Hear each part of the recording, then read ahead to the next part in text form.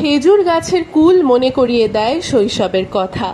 ছোট অবস্থায় দেখা যেত খেজুর গাছের সারি এবং পাকা খেজুরের কুল। এই কুল অতি সুস্বাদু। সচরাচর দেখা না পেলেও দেখা গেল দীঘা থেকে মন্দারমণি ম্যারিন ড্রাইভের পাশে সারি সারি খেজুর গাছ। এই খেজুর গাছে ঝুলে রয়েছে লালময় খেজুর কুল।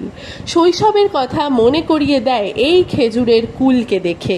পূর্ব মেদিনীপুর থেকে অংশুমান পান্ডার রিপোর্ট, রোশনি নিউজ। সকালে দেখতাম এবং এই খেজুর কুল, সেই খেজুর কুল আজকে কিন্তু দেখতে পাচ্ছি দীঘা জুড়ে।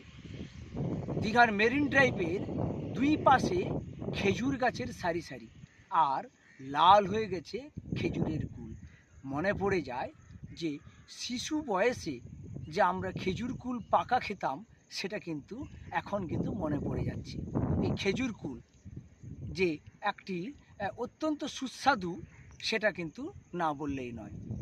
তাহলে চলে আসতে হয় এই খেজুর কুল খাওয়ার জন্য, এবং শৈশবে যে খেজুর কুল পাড়ার সে আনন্দ, সেটা কিন্তু চলে আসতে হবে দীঘার মেরিন ড্রাইভে।